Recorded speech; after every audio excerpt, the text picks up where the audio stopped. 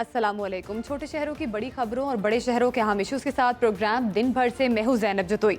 नाजरीन, मुल्क भर में सियासी बहरान के बायस शहरियों की बुनियादी ज़रूरियात हुक्मरानों की तवज्जो से दूर हो चुकी हैं। दुश्मन मुल्क भारत की मजहबी जारहियत से हमारे हुक्मरान नावाकिफ हैं। इस बारे बात करेंगे, लेकिन सबसे पहले नजर डालते हैं आज की टॉप स्टोरीज पर। मुआशी बहरान के असरात शदीद होने लगे। 1300 अद्वियात की पैदावार बंद होने से मरीजों को मुश्किलात, मरीज महंगी अद्वियात खरीदने पर मजबूर।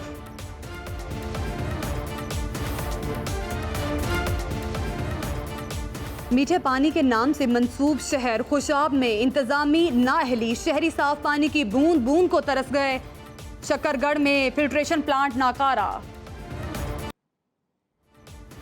नाज़रीन, यहाँ पहले हम बात करेंगे महंगाई और ना मिलने वाली अद्वियात की। एक तरफ तो अद्वियात को महंगा कर दिया गया है, दूसरी तरफ उनकी दस्तयाबी भी मुमकिन नहीं रही। महंगी अद्वियात का मसला और दवासाज कंपनीज के मसाइल हल करने में हुकूमती नाकामी और हुकूमत के गैर संजीदा रवैये से मरीजों की मुश्किलात में रोज़ बेरोज़ इजाफा होता जा रहा है। पाकिस्तान भर में 500 के करीब अद्वियात नापैद हो गई हैं और मेडिसिन की मजीद किल्लत से मुतालिक खदशात का इजहार किया जा रहा है। अद्वियात की किल्लत के बाद जो अद्वियात मैसर हैं उनकी कीमतें भी आसमान को छू गई हैं। तमाम सूरत हाल बारे जानेंगे अपने नुमाइंदों से। नुमाइंदे भी हमारे साथ मौजूद होंगे। पहले बात करेंगे सिंध के शहर हैदराबाद, वहाँ पे जो अद्वियात हैं वहाँ पे उनकी दस्तयाबी जो है वहाँ मुमकिन नहीं है। मेडिकल स्टोर से बहुत ऐसी अद्वियात है जिनका होना ज़रूरी है, वो गायब हो चुकी हैं। अद्वियात की कीमतों में इजाफे से शहरी और मरीज परेशान हैं। इस बारे बता रहे हैं हमारे नुमाइंदा वारिस बिन आज़म वहाँ पे मौजूद हैं। वारिस, बताइएगा किन किन मुश्किलात का सामना करना पड़ रहा है?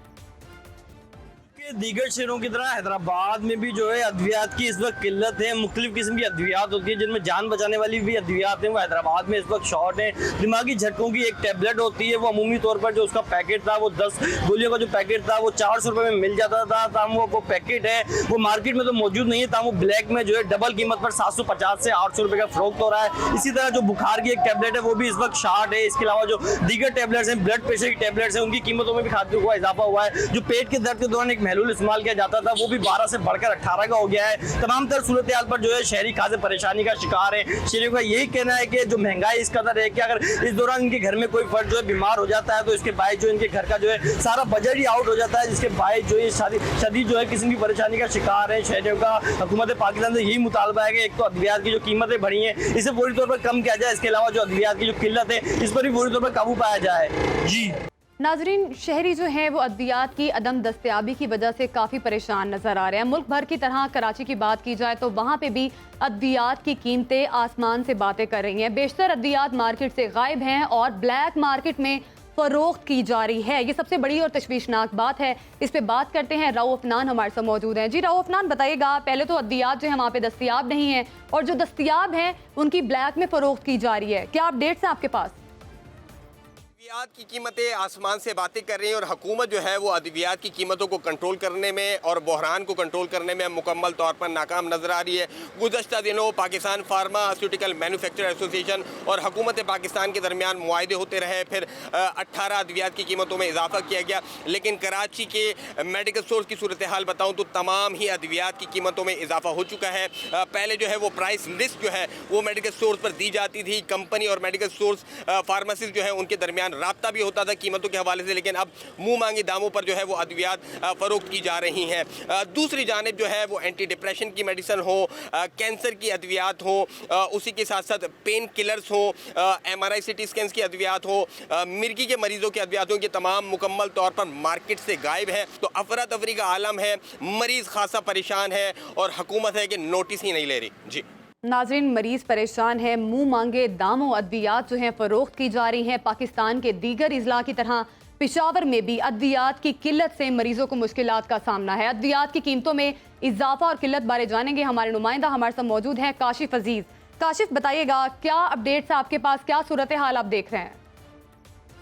पाकिस्तान के दीगर अजला की तरह पेशावर में भी अद्वियात की कीमत और इसके साथ शार्टेज की वजह से मरीज़ काफ़ी ज़्यादा परेशान है। इस वक्त पेशावर के लेडी रीडिंग हस्पताल के सामने मैं मौजूद हूँ। यहाँ पर लोगों की एक बहुत बड़ी तादाद यहाँ पर निकलती है अपने मरीज़ों के लिए अद्वियात की ख़रीदो फ़रोख्त के लिए, लेकिन अक्सर जो तीमारदार है उनका कहना है कि कीमतों में इजाफे और इसके साथ शार्टेज की वजह से वो काफ़ी ज़्यादा परेशान है। यहाँ पर एक बुज़ुर्ग हमारे साथ मौजूद है, उनका कहना था कि मैं अभी 10 दुकानों को चेक कर चुका हूँ, लेकिन मेरे बच्चे को झटके की बीमारी है और उसके इंजेक्शन जो है वो शॉर्ट होने की वजह से वो शदीद मुश्किलात में है। सिर्फ यही नहीं बल्कि तमाम अद्वियात जो पेशावर में इस वक्त दस्तयाब है उनकी कीमत में हर पलते में जो है वो 100 रुपये से ज़्यादा इजाफा हुआ है और शहरी काफ़ी ज़्यादा परेशान है। जी नाजरीन, अद्वियात के दम दस्तयाबी की वजह से सबसे ज़्यादा सफ़र जो है शहरियों को करना पड़ रहा है, मरीज़ों को करना पड़ रहा है, लवाहिकीन को भी काफ़ी ज़्यादा मुश्किलात का सामना है। जब दुकानदारों से बात की जा रही है तो उनकी जानिब से ये कहा जाता है कि कीमतें बढ़ गई हैं और बाज़ुकत के ऐसी अद्वियात जिनकी दस्तयाबी जो है अभी मुमकिन नहीं बनाई जा रही, जिसकी वजह से बहुत सारी ऐसी कीमती अद्वियात जो हैं शॉर्ट है, जो कि इंसानी जान के लिए बहुत ज़रूरी है। ऐसे में ये जानते हैं कि शहरियों को क्या रद्द अमल है और जो भी दुकानदार हैं वो इस हवाले से क्या कहते हैं। आइए आपको दिखाते हैं।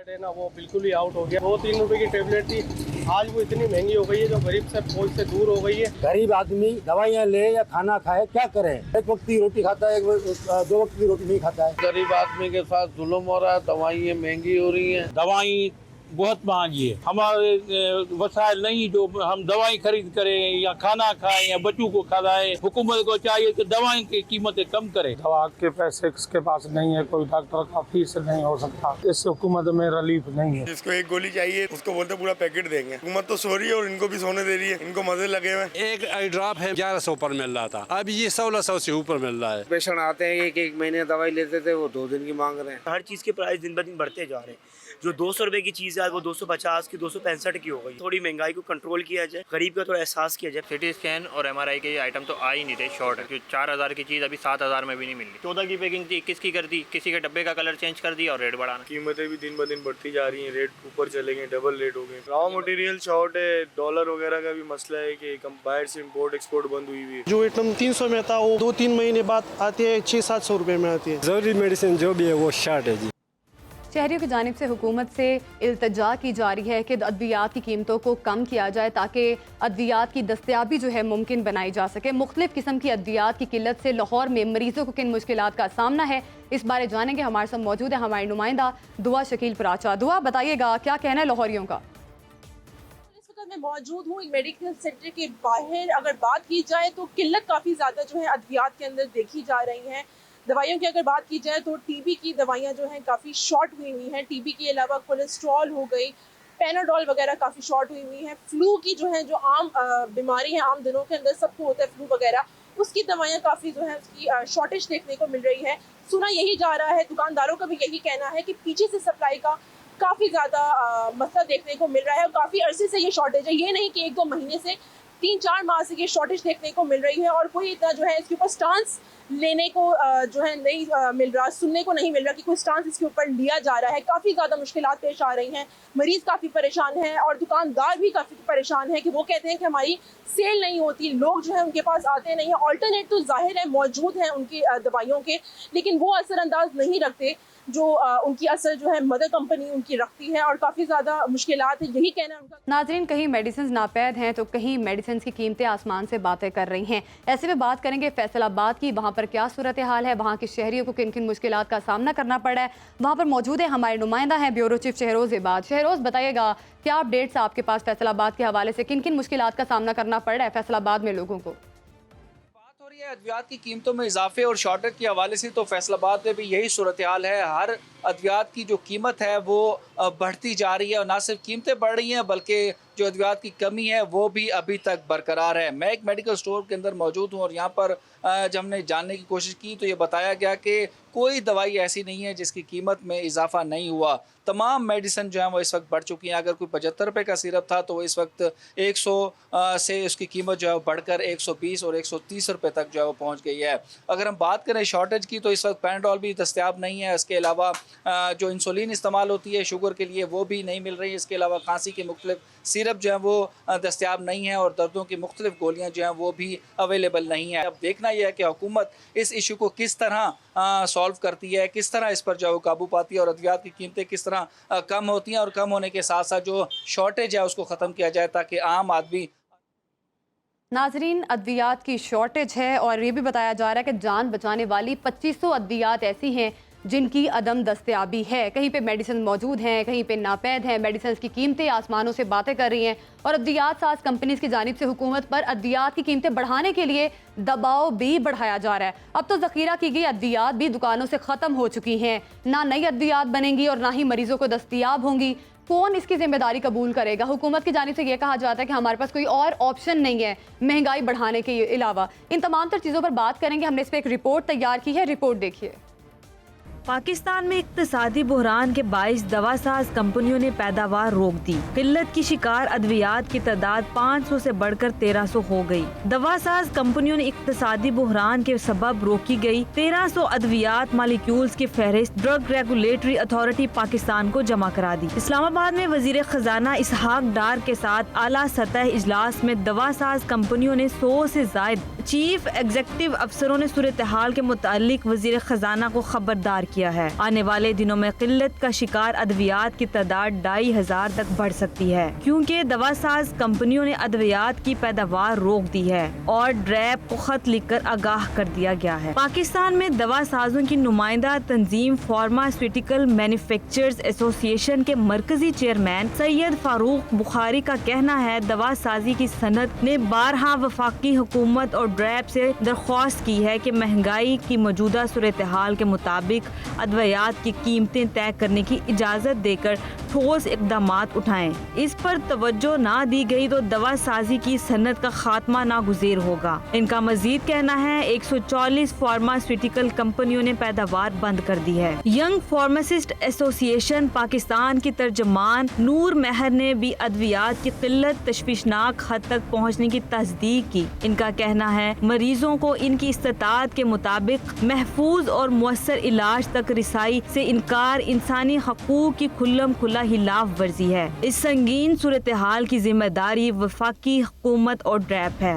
नाज़रीन, अद्वियात की कीमतों में इजाफा जो है वो तशवीशनाक है। महंगाई कर दी गई है जिसकी वजह से अद्वियात भी महंगे दामों बेची जा रही हैं और जो रिज़र्व की गई थी अद्वियात वो भी ख़त्म हो चुकी हैं और दुकानदारों को कहना है कि हमारे पास कोई और ऑप्शन नहीं है, हमें कीमतें बढ़ाकर ही कीमतें जो है अद्वियात को बेचा जा रहा है। हमारे साथ मौजूद है इस वक्त सदर ड्रग लायर्स फर्म नूर महर साहब मौजूद हैं, उनसे बात करेंगे आखिर इसके पीछे क्या वजूहात है। बहुत शुक्रिया आपका नूर महर साहब, आपने हमें वक्त दिया। सर, क्या कहेंगे, अद्वियात की कीमतों में इजाफा जो है कर दिया गया है, बहुत सारी ऐसी जान बचाने वाली अद्वियात हैं जो कि दस्तयाब भी नहीं है, तो किस तरह से देखते हैं आप इन तमाम तर चीज़ों को? असल में वफाकी हुकूमत को और ड्रग रेगुलेटरी अथॉरिटी को होश के नाखून तो लेने चाहिए और मैं समझता हूँ कि इंतहाई इंसानी क्राइसिस जो है ना पाकिस्तान में जन्म ले चुका है और जो ज़ख़ीरा अंदोज़ी की दवाइयाँ थी वो भी अब तकरीबन ख़त्म होने को है। उसकी वजह सबसे बड़ी वजह है कि बाहर से जो हम रॉ मटेरियल इम्पोर्ट करते हैं 90% उनकी LCs अभी भी नहीं खुल रही और स्टेट बैंक ऑफ पाकिस्तान अभी भी जो मरीजों पर रहम खाने के लिए तैयार नहीं है और बहुत सारी शिपमेंट्स जो है अभी भी कराची ड्राई पोर्ट पर एयरपोर्ट पर और शिप पोर्ट पर पड़ी हुई हैं और लाहौर में भी जो है बहुत सारी चीजें क्लियर नहीं हो रही और बाहर से कई रॉ मटेरियल जो है वो इम्पोर्ट नहीं हो रहा है। तो इस वजह से एक तो सबसे बड़ी वजह ये है कि हमारी वफाकी हुकूमत जो है वो मरीजों पर रहम खाने के लिए बिल्कुल तैयार नहीं है और मैं समझता हूँ कि अब अगले दिनों में जो बहुत ज्यादा 2500 से जायद जो दवाइयां हैं वो बिल्कुल नापैद हो जाएंगी क्योंकि उनका मुकम्मल जो रॉ मटेरियल है 100% वो बाहर से आता है। ठीक, तो सर बिल्कुल बिल्कुल सर, ये तशवीशनाक बात है। अगर ऐसा होता है जिस तरह से 2500 अद्वियात हैं और ये जान बचाने वाली अद्वियात है, अगर यही नहीं मिलेंगी तो यकीनन शहरियों के इस हवाले से काफ़ी परेशानी का सामना करना पड़ सकता है। सर, हुकूमत पाकिस्तान और मैन्युफैक्चरर कंपनीज में कई मुआहदे भी हुए, कई मीटिंग्स भी हुई इनकी, तो कहीं ना कहीं कुछ अमल दरामद जो है वो होता हुआ नजर नहीं आ रहा। क्या मुआहदे करते रहे हैं फिर ये?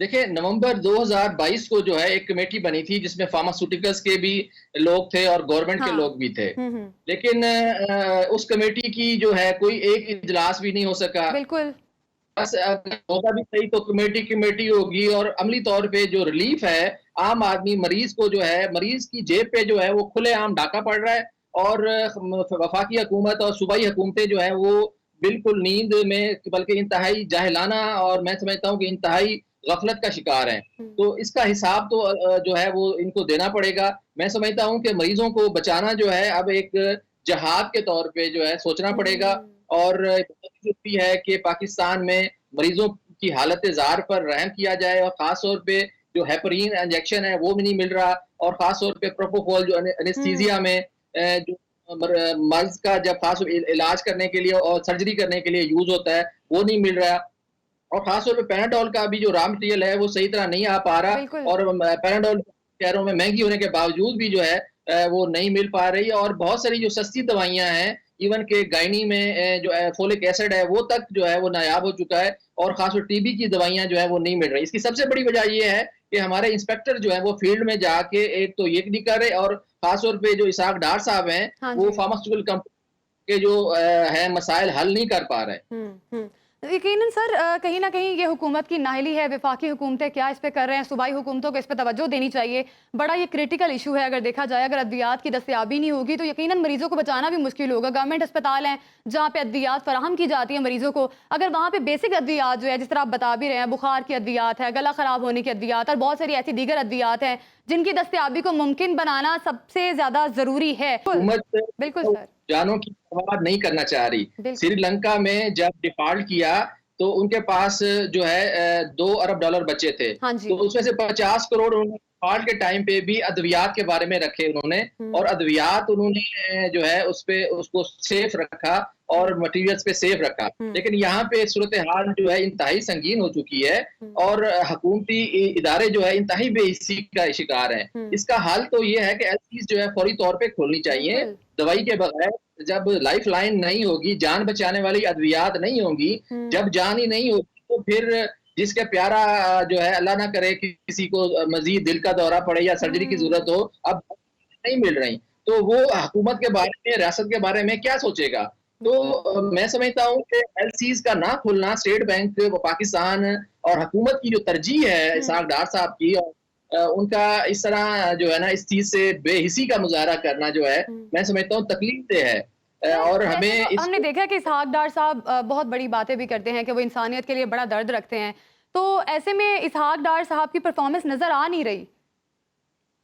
जी बिल्कुल, दवाइयों के मामले में जो है अब खास तौर पे अद्वियात का पाकिस्तान में ड्रग एक्ट 1976 के तहत अद्वियात कीमतें कंट्रोल होती हैं, लेकिन ये शुतर बेमुहार हो चुका है, और अमली तौर पे कोई अख्तियार ड्रग इंस्पेक्टरों का दवाइयों की कीमतों पर रहा ही नहीं है। जिस मर्जी कंपनी का जो मर्जी चाहती है वो उस कीमत पे बेचना शुरू कर देता है, जिस कंपनी की मर्जी होती है वो ब्लैक मार्केटिंग करना जखीरा अंदोजी करना शुरू कर देते हैं। तो मैं समझता हूँ कि इंसानों के लिए अब मजबूरन जो है, अगर ये हालात ठीक ना हुए, एलसीज ना खुली, तो हम young pharmacy association, Pakistan drug lawyer forum जो है, अब हम मजबूरन जो है अगले हफ्ते से जो है वो हम सड़कों पे हमें मजबूरन अब आना पड़ेगा। इसके अलावा हमें कोई हल नजर नहीं आ रहा। हमें जो है मजबूरन इंडस्ट्री तो बंद हो रही है, फार्मासिस्ट जो है 100 फार्मास्यूटिकल कंपनियों ने उनकी आधे लोगों की तनख्वाहें बंद कर दी हैं, और सैकड़ों फार्मासिस्टों को बेरोजगार कर दिया गया है।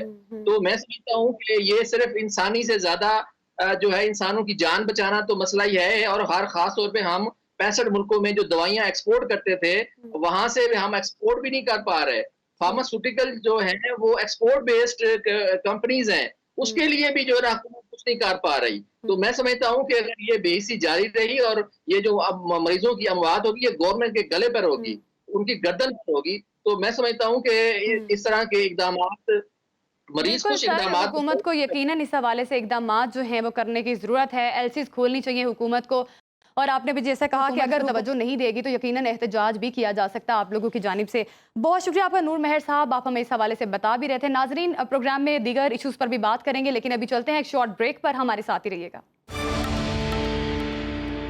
नाजरीन, अब बात करेंगे प्रोग्राम में भारतीय मजालिम की। कभी हिजाब तो कभी आज़ान पर पाबंदी। भारत में मजहबी इंतहा पसंदी का जिन बेकाबू हो चुका है। जब से मोदी हुकूमत बरसरे इक़्तिदार आई है, मजहबी जुनूनियत भारतीय मुआशरे में गालिब आ चुकी है, जिसकी वजह से मजहबी अक़लियतें मुकम्मल तौर पर गैर महफूज हो चुकी हैं।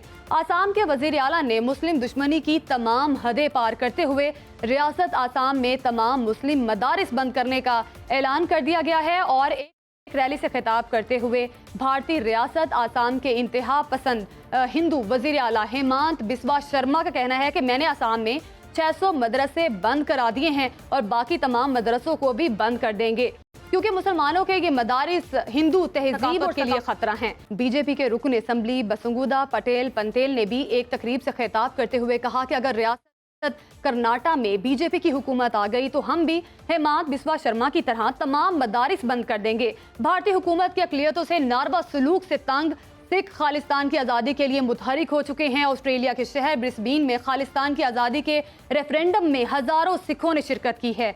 दूसरी तरफ लंदन में भारतीय हाई कमीशन पर लगा भारतीय तिरंगा उतार कर सिखों ने खालिस्तान का परचम लहरा दिया है, जिस पर भारत में हिंदुत्व सोच की हामी मोदी सरकार तिलमिला उठी है और बरतानवी हाई कमिश्नर को नई दिल्ली में तलब कर लिया गया है। अगर भारतीय पंजाब की बात की जाए तो वहां भी हालात कशीदा हैं। खालिस्तान हामी रहनुमा अमृतपाल सिंह को पंजाब पुलिस ने हस्बे बेजा में रखा और उनके 112 साथियों को गिरफ्तार कर लिया है। पुलिस के दस्ते पंजाब के मुतादिद जिला में फ्लैग मार्च करते नजर आते हैं और भारतीय पंजाब में गुज़िश्ता 3 रोज से मोबाइल इंटरनेट सर्विस भी मुअत्तल कर दी गई है। तमाम सूरत हाल पर बात करने के लिए हमारे साथ होंगे दिफाई तज्जियागार हैं ब्रिगेडियर रिटायर्ड वकार खान साहब। वकार खान साहब, सबसे पहले तो बहुत शुक्रिया आपका। क्या कहेंगे, भारतीय सरकार के ओछे हथकंडे जो हैं वो जारी हैं, अक़लियतों को दबाने के लिए हर स्टेप जो उठा सकती है भारतीय सरकार वो उठा रही है, क्या कहेंगे आप इस चीज़ पर? Thank you Zainab. I think this is a very important time in Indian history. जी अगर देखा जाए तो पिछले 4000 साल से ये जो ब्राह्मण राज है इंडिया पे या सब कॉन्टिनेंट पे ये कायम है और इसके अंदर जिस तरीके से लोगों को डिवाइड किया गया डिफरेंट कास्ट में और क्रीड में, उसकी एक कॉन्टिन्यूएशन है। अभी चूँकि नया दौर है, सोशल मीडिया का दौर है, जो माइनॉरिटीज़ हैं वो अवेयर हो चुकी हैं और उसमें आवाज़ भी उठाई जा रही है, काफ़ी तरीक़ें भारत में चल रही हैं। तो ये एक फियर बेस्ड स्ट्रेटजी है कि जो भी माइनॉरिटी उठे उसको दबा दिया जाए। हाँ जी। उसमें जैसे आपने जिक्र किया, चाहे वो मुस्लिम्स हैं, चाहे क्रिश्चियंस हैं, चाहे सिख्स हैं या दलित्स हैं, बिल्कुल। और जी जी जी जी सर, आखिर इसके पीछे वजह क्या है? मैं कंटिन्यू करूंगा कि जो जी सर कंटिन्यू करें आप। जो बेसिकली जी जो माइनॉरिटी मेजॉरिटी का भी जो फिगर है वो बड़ा अजीब सा है। Basically it is other way round कि जो अपर कास्ट हैं जिसमें ब्राह्मण क्षत्रिय और वैश्य टोटल 23% है भारत में। सो मेनली इन्होंने किया ये हुआ है कि इस 23% माइनॉरिटी ने 77% मेजॉरिटी को डिवाइड करके आगे लगाया हुआ है।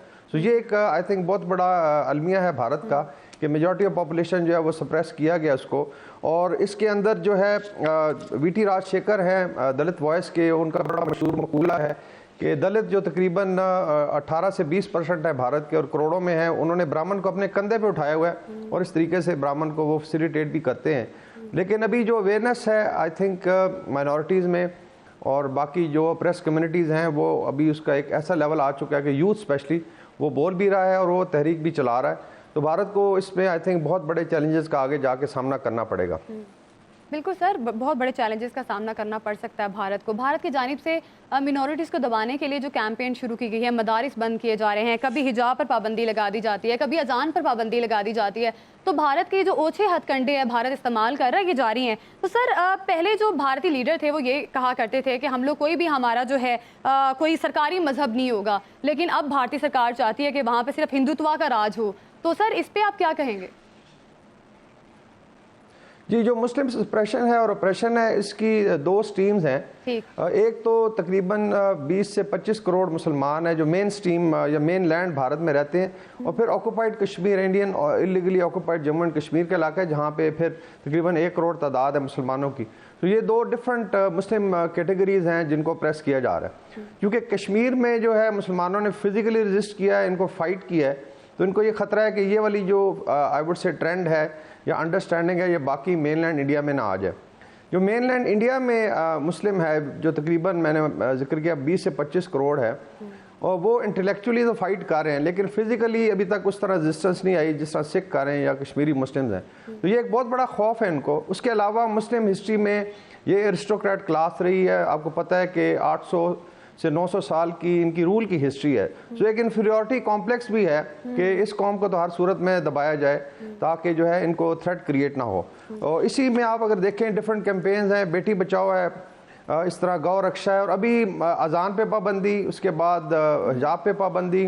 अभी आसाम में जो है, जो इनके बीजेपी के चीफ मिनिस्टर हैं, जो कहने को पीएचडी डॉक्टर हैं, लेकिन I think as far as Hindutva का एजेंडा जो है उसमें पूरी तरह वो शामिल हैं, जो शर्मा बिस्वा साहब हैं, उन्होंने अभी जो है एक मजीद ऑपरेशन की एक नई लाइन लिया। और असम में आप देखें सीए और एनआरसी को इम्प्लीमेंट किया गया था, बिकॉज में उसमें कुछ माइग्रेशन हुई थी बांग्लादेश से मुस्लिम्स की, और वहाँ पे डेमोग्राफिक प्रॉब्लम भी है, लेकिन ये बहाना बना के इसको किया जा रहा है। इसी तरह साउथ में चले जाएं, कर्नाटक में जो इनके चीफ मिनिस्टर हैं बसवराज बोम्मई, वो अभी एक नई जो है, क्योंकि अभी कर्नाटक में इलेक्शन आ रहा है 2-3 महीने में, वहाँ पे अभी टीपू सुल्तान को टारगेट किया जा रहा है, और एक नई मूवी भी शायद आ रही है जिसके अंदर टीपू सुल्तान को एक विलन के तौर पे पेश किया जाएगा। हिस्टोरिकली टीपू सुल्तान को freedom fighter against British colonial system कहा जाता है, और सारी दुनिया इसको एक्नॉलेज करती है, लेकिन ये पूरी हिस्ट्री कल्चर को बदल के चाहते हैं कि किसी ना किसी तरीके से मुसलमानों को ऑप्रेस किया जाए और सप्रेस किया जाए। तो I think that's how it is happening. और इनका जो एजेंडा है 2023-24 में इंडिया को हिंदुत्व रिपब्लिक डिक्लेयर करने का भी है, तो उससे पहले ये प्रॉब्ली एक एनवायरनमेंट क्रिएट की जा रही है, सतह हमवार की जा रही है। बिल्कुल सर, सतह हमवार की जा रही है और ऐसा दिखाई भी दे रहा है। सर, आसाम की बात की जाए तो वहाँ के वज़ीर आला जो हैं, उन्होंने कहा है कि इंडिया में जितने भी मदारिस हैं वो बंद करने का ऐलान भी किया है। तो ये जो मदारिस बंद करने की कैंपेन शुरू की गई है भारत में, इस हवाले से जो आलमी बरादरी में आवाज़ उठाई जाएगी, दुनिया में आवाज़ उठाई जाएगी?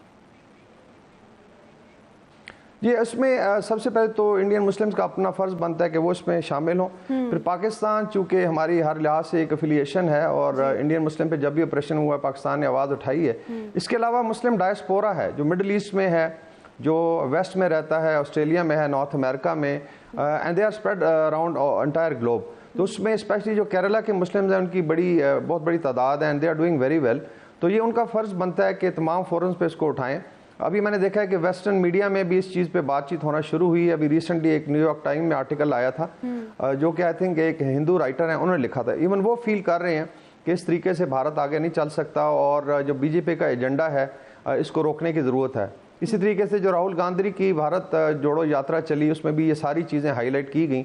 I think time is coming कि माइनॉरिटीज़ हैं, चाहे वो मुस्लिम्स हैं, सिख्स हैं, क्रिश्चियंस हैं, दलित हैं, they have to get up and fight the Brahmin Raj. Sir, BJP सरकार सिखों के खिलाफ भी सरगर्म नज़र आ रही है। अगर बात की जाए खालिस्तीन की, तो वहाँ की तहरीक भी जो है वो जोर पकड़ती नज़र आ रही है। क्या लगता है आपको, क्या आरएसएस का एजेंडा मुकम्मल किया जा रहा है भारत की जानिब से? जी, मुस्लिम के बाद सिख ऐसी कम्युनिटी है जो again they believe in physical resistance. अगर आप इनकी हिस्ट्री देख लें तो इनकी एक एम्पायर भी थी पंजाब में, और दैट वाज ऑलमोस्ट जो है जो नॉर्थ इंडिया है और नॉर्थ वेस्ट इंडिया इसमें कायम रही। तो एक लिहाज से एक प्राइड भी है, और दे आर वेरी स्ट्रॉन्ग। अपना जो उनका रिलीजन, उसके अंदर बड़ा उनका फेथ है। पार्टीशन के बाद जो है सिखों को काफ़ी रिसीव किया गया, और इवन जो सिख है उसको एज अ हिंदू डिक्लेयर किया गया। अगर कॉन्स्टिट्यूशन में देखें तो it's not a separate religion. तो ये एक बहुत बड़ा इशू था। इस तरह भारत के पंजाब में पानी का बड़ा इशू है, जिसका पानी डाइवर्ट करके राजस्थान और गुजरात को दिया जा रहा है। और इसी बेसिस पे संत जरनैल सिंह भिंडरावाले शहीद ने एक बहुत बड़ी स्ट्रगल की, जिसको धर्म युद्ध मोर्चा भी कहते हैं, और 84 में फिर उनको असैसिनेट किया गया। और जो सिखों का मक्का मदीना है, जो अकाल तख्त था, उस पर चढ़ाई की इंडियन आर्मी ने, और हज़ारों सिख जो है वो मारे गए। और इवन सिखों की जो पार्टिसिपेशन थी, लाइक मिलिट्री में काफ़ी म्यूटनी भी हुई थी। सो ये हिस्ट्री है। उसके बाद यहाँ से लोग जो भागे वेस्ट में जाके सेटल हुए, स्पेशली कनाडा, ऑस्ट्रेलिया और नॉर्थ अमेरिका और यूरोप में। तो ये वो औलादे हैं जिनके पेरेंट्स को ऑप्रेस किया गया था। और अभी आप देखें तो बहुत ज़्यादा आवाज़ है बाहर से उठ रही है, और दो इंडियन पंजाब में भी ये मूवमेंट है। अभी आपने जिक्र किया ऑस्ट्रेलिया का, जहाँ पे आई थिंक खालिस्तान रेफरेंडम चल रहा है। इस तरह अभी आज आई थिंक लंदन में जो इंडियन हाई कमीशन है, वहाँ पे इंडियन फ्लैग को उतार के खालिस्तान का झंडा लहराया गया। सो ये बहुत बड़ी आई थिंक मूवमेंट है जो दोबारा पिकअप कर रही है। और जो आरएसएस के थग्स हैं या इनके जो रूलर्स हैं, बड़े सख्त परेशान हैं। और जो इनका अरेस्ट हुआ है जो अमृतपाल सिंह का, उसकी भी यही वजह है कि basically he is a youth icon जो कि रेज कर रहा था और कह रहे हैं कि ये नेक्स्ट जरनैल सिंह भिंडरावाले ना बन जाए। So I think that is the reason कि इंडियन जो स्टेट है वो सिखों को सख्ती से अप्रेस करना चाहती है। बिकॉज अगर सिख और मुस्लिम यूनाइट हो जाते हैं और बाकी मिनॉरिटीज़ इनको फॉलो करती हैं, तो फिर ये ब्राह्मण राज जो है इसको बहुत बड़ी थ्रेट क्रिएट हो जाएगी। बिल्कुल सर, देखा गया है कि सिखों को सप्रेस करने की कोशिश की जा रही है, खालिस्तान की तहरीक भी ज़ोर पकड़ रही है। अगर बात की जाए ख़ास तौर पे मिनॉरिटीज़ की, जिस तरह से भारत ने अभी मदारिस भी बंद करने शुरू कर दिए हैं और इस तरह से भारत की जानिब से ऐसे स्टेप्स लिए जा रहे हैं, कहीं ना कहीं भारत चाहता है कि मुस्लिम कम्यूनिटी इग्नाइट हो। अभी आपने बात की कि यकीनन मुस्लिम्स को इस हवाले से आवाज़ उठाने की ज़रूरत है, लेकिन उसके साथ ही साथ जितनी ह्यूमन राइट्स ऑर्गेनाइजेशंस हैं उनको भी स्टैंड लेना चाहिए। हर साल ये ह्यूमन राइट्स के ऊपर एक रिपोर्ट पब्लिश होती है और भारत जो है उसके ऊपर पूरे चैप्टर्स लिखे जाते हैं और बिल्कुल आई वुड से कि वो रेड जोन में आता है as far as treatment of minorities is concern. Genocide watch भी हर साल ये बावर कराने की कोशिश कर रही है कि जिस तरीके से बीजेपी और आरएसएस का एजेंडा आगे चल रहा है, एक स्टेज आएगी कि शायद इसमें फिजिकल जेनोसाइड शुरू हो जाए। बिकॉज जेनोसाइड की अगर 10 स्टेजेस हैं तो 9 जो है भारत ऑलरेडी क्रॉस कर चुका है। उसके अंदर ऑस्ट्रासाइजेशन है, लॉज हैं। लेट्स से अगर मुस्लिम को देखा जाए तो इनकी ऑस्ट्रासाइजेशन की जा रही है, बिजनेस से इनको निकाला जा रहा है। बुचरी का बहुत बड़ा कारोबार था वो ख़त्म कर दिया गया क्योंकि इसके अंदर गौ रक्षा के जो एक्टिविस्ट हैं वो चाहते हैं किस तरह। इसी तरह आप देखेंगे ट्रांसपोर्टेशन में भी अगर कैटल्स आप मंडी से ले जा रहे हैं अपने खेत खलियान की तरफ, उनमें भी लोगों को पकड़ के लिंच कर दिया जाता है। इसी तरीके से बेटी और ये सारा एक नाजी एजेंडा है। अगर नाजी लॉज ऑफ नरमबर्ग देखें और भारत के जो आरएसएस के लॉज में बड़ी ममासलत है और फिर इन लॉज को ये पार्लियामेंट से पास कराते हैं। इसी तरीके से सीए एनआरसी का अगर आप लॉ देखें तो basically it is Muslim discrimination का लॉ है और इस पर इंटरनेशनल कम्युनिटी ने काफ़ी आवाज़ उठाई है। लेकिन इसके अंदर आई थिंक जो मुस्लिम कम्युनिटी है भारत में, और अगर आप उसका साइज़ देखें तकरीबन यूरोपियन यूनियन जितना बन जाता है, 25 करोड़ अगर आबादी है मुसलमानों की। और फिर इनके कंसंट्रेशन एरियाज़ हैं लाइक वेस्टर्न उत्तर प्रदेश है, साउथ इंडिया है, आसाम का इलाका है, वेस्ट बंगाल है और इसी तरीके से मकबूजा कश्मीर में। तो ये एक अच्छी खासी तादाद है और इनका एक क्रिटिकल मैस है। तो वहाँ पे ज़रूरत है कि इंटरनली भी इस चीज़ को हाईलाइट किया जाए, मुस्लिम भी आगे आएँ और इसी तरीके से पाकिस्तान का बहुत बड़ा रोल बनता है कि माइनॉरिटीज़ को आप जो ऑपरेशन है इंडिया में स्पेशली मुस्लिम्स को हाईलाइट करे। पाकिस्तान में छोटा सा एक पटाखा भी फट जाए तो उसको इंडियन मीडिया बहुत ज़्यादा उठाता है, लेकिन अनफॉर्चुनेटली हमारा मीडिया शायद इतना एक्टिव नहीं है। तो ये इस चीज़ की ज़रूरत है, इसको हाईलाइट किया जाए और फिर इंटरनेशनल फोरम्स में ले जाए। यूएन के बहुत सारे ऑर्गेनाइजेशंस हैं, इदारे हैं, प्रेस कम्युनिटीज़ के अलग फोरम्स हैं जहाँ पे इस चीज़ को हाईलाइट करने की ज़रूरत है। बिल्कुल सर, पाकिस्तानी मीडिया को इस हवाले से इस इशू को हाईलाइट करना चाहिए। पाकिस्तानी मीडिया को इसमें अपना अहम किरदार अदा करना पड़ेगा। भारत में रोज़ बरोज़ जो अक़लियतों को सप्रेस करने की कोशिश की जा रही है, मुख्तलिफ हथकंडे भारत की जानिब से अपनाए जा रहे हैं। ऐसे में हमारे मीडिया को ख़ास तौर पे इस इशू को हाईलाइट है ताकि इंटरनेशनल मीडिया भी इस चीज़ को हाईलाइट करे। बहुत शुक्रिया आपका वक़ार खान साहब, आप हमें इस हवाले से बता भी रहे थे किस तरह से भारतीय मज़ालिम को ख़त्म किया जाता है और किस तरह से मुस्लिम कम्यूनिटी को इस हवाले से क्या स्टेप्स लेने चाहिए। नाजरीन, इस पे हम आगे भी शो में बात करते रहेंगे, लेकिन अभी चलते हैं एक शॉर्ट ब्रेक पर। हमारे साथ ही रहिएगा। वेलकम बैक नाजरीन, अब बात करेंगे खुशाब की। मीठे पानी के नाम से मंसूब शहर खुशाब में इंतजामिया की नाहली से शहरी साफ पानी की बूंद बूंद को तरफ गए हैं। शहरी दूर दराज से पानी लाने और महंगे दामों खरीदने पर मजबूर हो चुके हैं। जहां पानी मैसर है वहां शहरी मुख्तलिफ बीमारियों में मुब्तला हो रहे हैं क्योंकि पानी जो है वहां पे साफ प्रोवाइड नहीं किया जा रहा। खुशाब के बारे में जाना जाता था कि खुशाब का पानी बहुत मीठा होता है, लेकिन अब ऐसा नहीं है। खुशाब में गंदे पानी की वजह से बीमारियों में इजाफा होता जा रहा है और शहरी जो है काफ़ी परेशान नज़र आ रहे हैं। शहरियों की जानिब से यही कहा जाता है कि हमने कई बार इंतज़ामिया से शिकायत की कि पानी को प्रोवाइड किया जाए, क्लीन पानी जो है वो प्रोवाइड किया जाए, लेकिन अभी तक इंतज़ामिया की जानिब से कोई एक्शन नहीं लिया गया, जिसकी वजह से पानी पीने के अलावा कोई और ऑप्शन नहीं बचता। इस पे बात करते हैं। मलिक इमरान हमारे साथ मौजूद है। मलिक इमरान, बताइएगा क्या अपडेट्स है आपके पास, क्यों साफ पानी जो है प्रोवाइड नहीं किया जा रहा खुशाब में? मौजूद हूँ खुशाब में। खुशाब जिसे मीठे पानी का शहर भी कहा जाता है और जो ज़िला खुशाब है वो 3 से 4 लाख आबादी पर मुहित है, मगर यहाँ पर जो पानी है वो पानी की शदीद किल्लत है और जो पानी आ रहा है वो आलूदा पानी मिक्स होकर आ रहा है, जिसकी वजह से जो शहरी और बच्चे हैं वो मुख्तलिफ बीमारियों में मुब्तला हो रहे हैं। मेरे साथ इस वक्त एक शहरी मौजूद है, आइए उनसे जानते हैं उनका इस हवाले से क्या कहना है। जी, हमारे शहर का नाम तो खुशाब है, इसका मेरा मीठा पानी है, लेकिन बदकिस्मती से 4-5 साल हो गए हैं खुशाब में पानी का मसला बिल्कुल हल नहीं हो रहा। ठीक हो गया, ज़िला इंतज़ामिया से हमारी रिक्वेस्ट है और खुसूसी रिक्वेस्ट है कि मेहरबानी कर हमें साफ़ पानी मुहैया की जाए। हमारी माएँ बहनें बाहर बेचारी पानी भरने आती हैं फ़िल्टर पर। दूसरी बात ये है कि अब घर के खर्चे चलाएँ, ये पानी भी ख़रीद के हमें पीना पड़ता है। जिले इंतज़ामिया से इन्होंने अपील की है कि हमें साफ़ और साफ़ पानी मुहैया किया जाए, ताकि जो हम दूर दराज से पैसों के साथ जो पानी खरीद कर रहे हैं इस महंगाई के दौर में, उससे भी बचा जा सके और हमें साफ़ पानी मुहैया किया जाए। जी नाज़रीन, ज़िले इंतज़ामिया से अपील की जा रही है कि साफ़ पानी प्रोवाइड करे। शहरियों की जानिब से ये कहा जा रहा है कि महंगाई पहले से ही हो चुकी है और ऐसे में पानी खरीदना जो है वो काफ़ी ज़्यादा मुश्किल है। साफ़ पानी बहुत बड़ी नेमत होती है, मगर 10 लाख आबादी पर मुश्तमिल शकरगढ़ की आवाम भी इस हक से महरूम हो चुकी है। 50 से ज़ायद साफ़ पानी के नस्ब फिल्ट्रेशन प्लांट्स नाकारा हो चुके हैं और बासर अफराद जो हैं इन प्लांट्स पर काबिज हो चुके हैं। पानी में आर्सेनिक की मिकदार में इजाफे से शहरी पेट की मुख्तलिफ बीमारियों में मुब्तला होते जा रहे हैं। साफ़ पानी जो है हर शहरी का हक होता है, लेकिन ऐसे में शकरगढ़ की सूरत हाल भी काफ़ी ज़्यादा तशवीशनाक दिखाई दे रही है। वहाँ पर यही बताया जा रहा है कि 50 से ज़ायद पानी के निस्ब फिल्ट्रेशन प्लांट्स तो लगा दिए गए हैं, लेकिन वो नाकारा हो चुके हैं। शकरगढ़ में मौजूद है हमारे नुमाइंदा मोहम्मद शफीक शेराजी। शफीक, बताइएगा शकरगढ़ की सूरत हाल के हवाले से।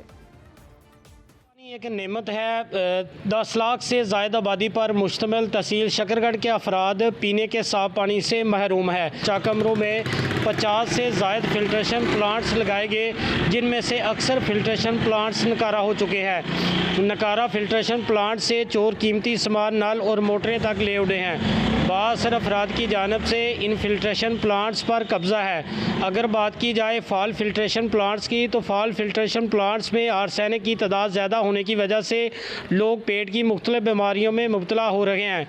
लोग सीवरेज मिला पानी पीने पर मजबूर हैं। ये दरख्वास्त है कि इन फिल्ट्रेशन प्लांट्स को फ़ाल किया जाए, इनकी सफाई की जाए, ताकि लोग पीने के साफ़ पानी से महरूम ना हों और लोगों को साफ़ पानी मिल सके। जी नाजरीन, लोग सीवरेज वाला पानी पीने पर मजबूर हैं। लोगों की जानिब से हुकूमत से शिकवा किया गया है कि जो फिल्ट्रेशन प्लांट्स लगाए गए हैं वहाँ पर भी साफ़ पानी प्रोवाइड नहीं है। बहुत सारे ऐसे फिल्ट्रेशन प्लांट्स जहाँ पर बासर अफराद जो हैं वहाँ पर काबिज हैं। शहरियों की जानिब से हुकूमत से इल्तजा की जा रही है, हुकूमत से मुतालबा किया जा रहा है कि जल्द अज जल्द इस चीज़ पर एक्शन लें और जो बेसिक हक है साफ़ पानी पीने का उनको प्रोवाइड किया जाए। नाजरीन, इसी के साथ प्रोग्राम से मुझे दीजिएगा इजाज़त। आपके साथ फिर कल मुलाकात होगी, कुछ नए अहम इशूज़ पर बात करेंगे और कोशिश करेंगे कि बहुत सारे ऐसे इशूज़ जिन पर हम बात कर चुके हैं उनका फॉलोअप भी आपको देते रहें। अल्लाह हाफ़िज़।